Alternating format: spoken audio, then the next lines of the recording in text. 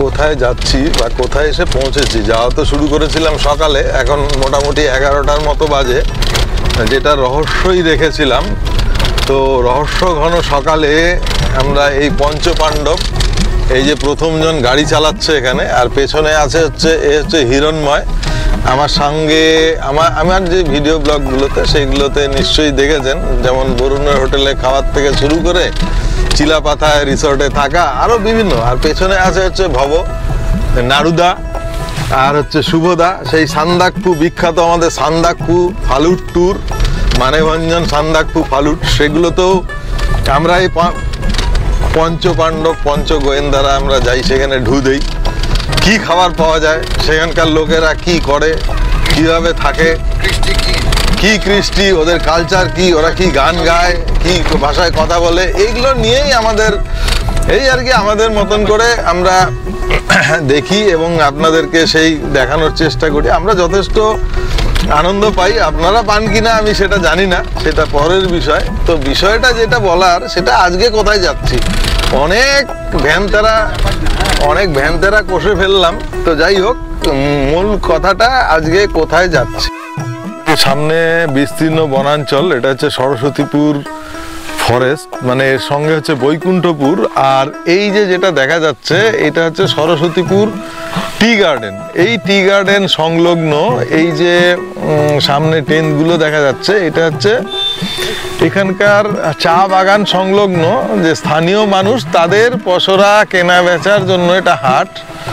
তো যেটা বলছিলাম, মানে আজকে যাত্রার শুরুর থেকে যেটা বলার চেষ্টা করছিলাম, সেটা হচ্ছে আজকে একটা অভিনব আউটিংয়ে যাচ্ছি। এটা একটা আউটিং, মানে আমরা 5 জন বন্ধু পঞ্চপাণ্ডব এখানে এসছি।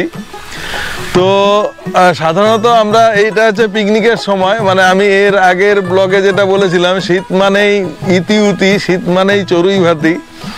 তো এটা চড়ুই ভাতিরই আয়োজন, সেই উদ্দেশ্যে এখানে আসা, যেটা গাজলডোবা হয়ে এলাম। তো বাইদি ভাই, এই যে জায়গাটা মানে সরস্বতীপুর, এর আগে অনেক দিন আগে, মানে সে আজ থেকে প্রায় 2012-13 সনে একবার বাইক নিয়ে আসার সময় এই রাস্তা ভুল করে এদিক দিয়ে এসেছিলাম। তারপরে আজকে প্রায় 10 বছর পরে আবার এলাম।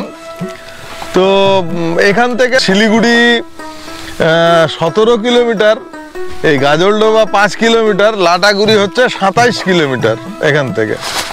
তো এই মূল যে জায়গাগুলো, এটার কাছে পিঠে সেই জায়গাগুলো। তো এইখানে আমাদের যেটা উদ্দেশ্য বা টার্গেট, সেটা যে সামনে বাজারটা দেখা যাচ্ছে। তো সেইখানে গিয়ে বলি যে কি উদ্দেশ্য, কি জন্য। যখন যাত্রা শুরু করি তখনও যেমন কুয়াশা ছিল, এখনো কিন্তু কুয়াশা কাটেনি। এই কুয়াশা থাকার জন্য এখন বেলা হচ্ছে 11টাতেও কিন্তু সকালের যে ভাব সেটা কাটেনি। সমস্ত এই দোকানপাট, পসরা, এইগুলো নিয়ে সমস্ত এখানকার দোকানদাররা সব হাজির হচ্ছে। তো একটা জিনিস দেখাই, মানে এই যে দোকানে দেখছেন উনুন আর এই যে বসার জায়গা, এইটাই কিন্তু আজকের যেটা এখনো বলা হয়নি যে এই কথাটা, সেইটাই হচ্ছে এই বাজার বা এখানকার মূল আকর্ষণ। এই যে একের পর এক উনুন দেখা যাচ্ছে, একের পর এক উনুন, আর এই যে বসার জায়গা, তার মানে রান্না বান্নার আয়োজন সেইটা এইখানে। অর্থাৎ আমরা যাচ্ছি বনবিহারে, মানে একটা হচ্ছে পিকনিক হয়, বনভোজন হয়, আর একটা হয় বনবিহার। এই বনের মধ্যে দিয়েই, মানে যেটা বৈকুণ্ঠপুর ফরেস্ট, মানে বৈকুণ্ঠপুর হচ্ছে জলপাইগুড়ি জেলার মধ্যে পড়ে, এবং এটা কিন্তু আমাদের কুচবিহারের যে রাজা বা কামতাপুর যে সাম্রাজ্য, তার সাথে কিন্তু এই বৈকুণ্ঠপুরের একটা যোগাযোগ আছে। এক সময় কুচবিহার রাজের কোনো সন্তান ছিল না, তখন কিন্তু এই বৈকুণ্ঠপুরের থেকেই কোনো এক, মানে এরা কোরিলেটেড ফ্যামিলিগতভাবে, সেখান থেকে গিয়ে সেই কুচবিহার সম্রাট রাজার সিংহাসনে আরোহণ করেন। তো সেটা অন্য বিষয়, সেটা খুঁজতে আমরা আসিনি। আমরা এসেছি কেন, যেটা বললাম, আমরা খাবার খুঁজতে এসেছি। বনবিহার এইখানে নাকি অনেক রকম মাংস পাওয়া যায়, মানে হরিণের মাংস বাদ দিয়ে বাদবাকি সব মাংস পাওয়া যায়। বনে এখন হরিণ মারা নিষেধ, হরিণের মাংস আমরা খেতে চাইবো না। ভগবান পুরুষোত্তম রামচন্দ্র 14 বছর তিনি বনবাসে ছিলেন। তো সেই বনবাসে যখন ছিলেন স্বাভাবিকভাবেই ধরে নেওয়া যায় তীর ধনুক নিয়ে গেছেন, ভাইকে নিয়ে গেছেন। তো বনবাসে কি খাবেন? রোজ রোজ কি মিষ্টি ফল খাবেন? নিশ্চয়ই না, চাইবে না। তো রামচন্দ্র তাই তিনি পুরুষোত্তম, আমরাও পুরুষ, তিনি আমাদের উত্তম পুরুষ। তা উনিও নিশ্চয়ই বনে শিকার করে খেয়েছেন, বনে পশু পাখি এগুলো মেরে খেয়েছেন, মাংস খেয়েছেন। তো আমার কথাতে কেউ কেউ আহত হলেন। এবার আমার তো যেটা বললাম তার পেছনে আমার যুক্তি তো দিতে হবে। এবার মারিচ স্বর্ণ হরিণে সোনার হরিণের রং ধরে এলেন মারিচ। তাদের প্রোগ্রাম অন্য ছিল, সেটা অন্য গল্প, কিন্তু মারিচ তো এসেছিলেন সোনার হরিণের রং ধরে, এবং সেইটাকে ধরার জন্য রামচন্দ্র তার পেছনে ছুটে গেলেন। মারিচ তো পরে হয়েছে সেটা মারিচ, কিন্তু তাকে ধরার জন্য রামচন্দ্র ছুটে গেছিলেন। মানে একটা নদর হরিণ তাকে শিকার করে নিয়ে আসবে, এটা সীতার ছিল হচ্ছে বায়না।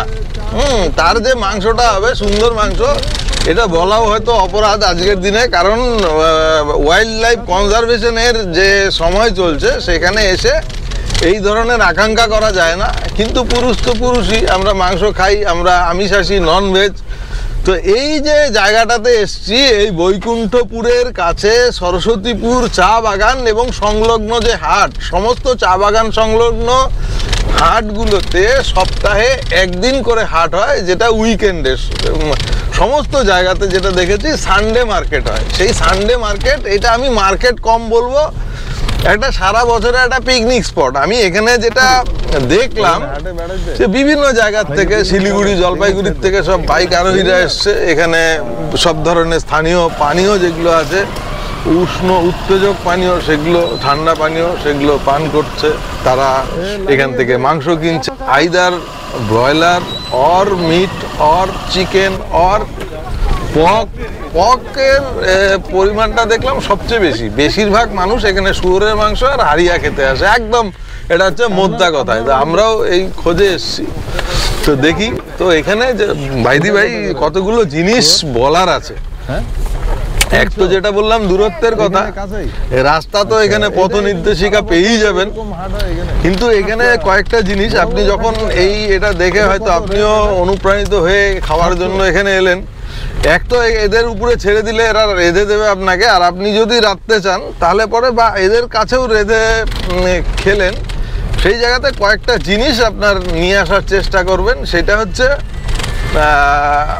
মশলা আপনার মতো নিয়ে আসবেন, আর তেলটা ভালো নিয়ে আসবেন, কারণ তেলটা হচ্ছে একটা উল্লেখযোগ্য ব্যাপার। এইখানে যে তেলগুলো দেখলাম তার কোয়ালিটি কিন্তু খুব একটা ভালো দেখলাম না। এইখানে এসে যেটা পেলাম, আমাদের খাসির মাংস খাওয়ার প্রোগ্রাম ছিল, তো সেই খাসির মাংস এইখানে যথেষ্ট বড় খাসি দেখলাম না, ছোট ছোট খাসি, যেগুলো খাসি আর পাঠা মোরলের সমান, সেটা খেয়ে ভালো লাগবে না। তো আমরা আবার যাচ্ছি, যার জন্য এই যে গজলডোবাতে যাচ্ছি।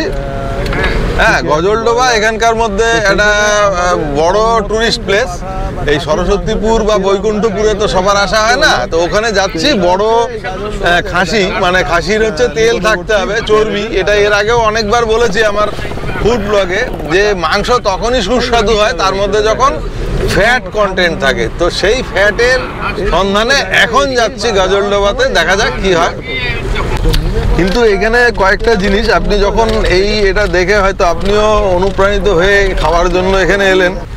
এক তো এদের উপরে ছেড়ে দিলে এরা রেঁধে দেবে আপনাকে, আর আপনি যদি রাঁধতে চান তাহলে পরে বা এদের কাছেও রেঁধে খেলেন, সেই জায়গাতে কয়েকটা জিনিস আপনার নিয়ে আসার চেষ্টা করবেন। সেটা হচ্ছে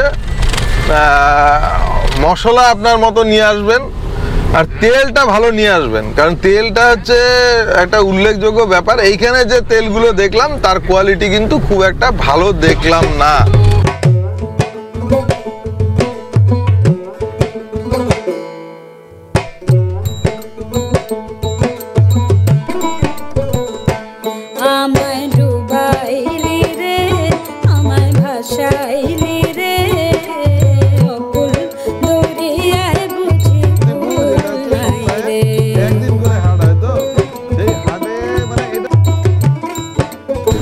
শিলিগুড়ি বিনয় মোড়। আমি আমার ওখান থেকে টোটাল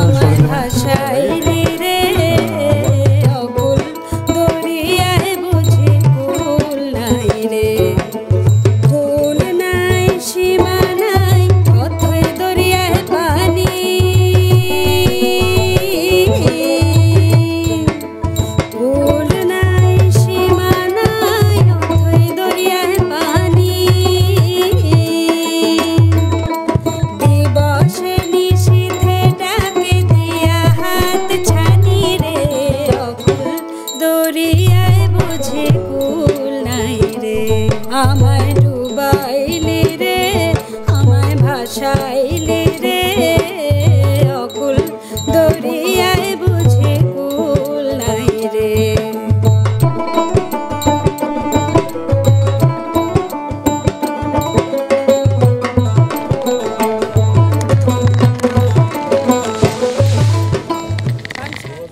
বাংলা ভাই আমার আজ হিরো, আমরা যে পঞ্চপাণ্ডব। এবার আমাদের একটা ফাইনাল প্রিপারেশন রেডি। এখন আমরা খেতে বসেছি, এই খাবো। খাসি হয়ে গেছে, খাসি হয়েছে। খাসি কেমন খাচ্ছ হিরো? খাসি দাদা, তোমার খাসি তুমি বলো। আমি খাবো খাবো।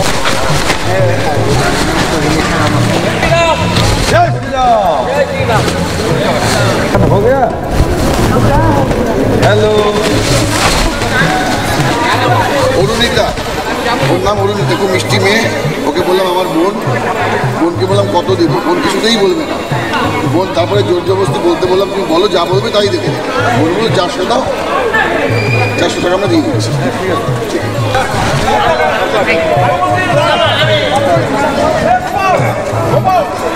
জয় শ্রীরাম। আপনি আসছেন, আপনার জন্য আপনাকে ধন্যবাদ। জয় শ্রীরাম।